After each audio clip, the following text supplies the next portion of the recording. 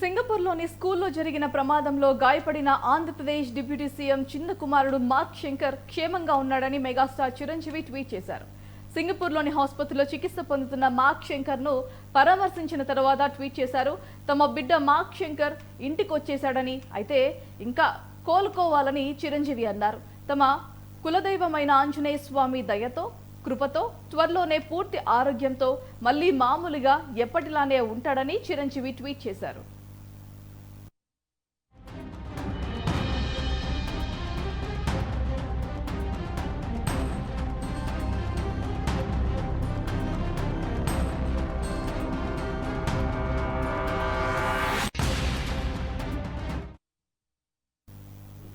సింగపూర్లోని స్కూల్లో జరిగిన ప్రమాదంలో గాయపడిన ఆంధ్రప్రదేశ్ డిప్యూటీ సీఎం చిన్న కుమారుడు మార్క్ శంకర్ క్షేమంగా ఉన్నాడని మెగాస్టార్ చిరంజీవి ట్వీట్ చేశారు.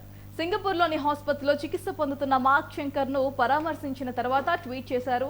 తమ బిడ్డ మార్క్ శంకర్ ఇంటికొచ్చేశాడని, అయితే ఇంకా కోలుకోవాలని చిరంజీవి అన్నారు.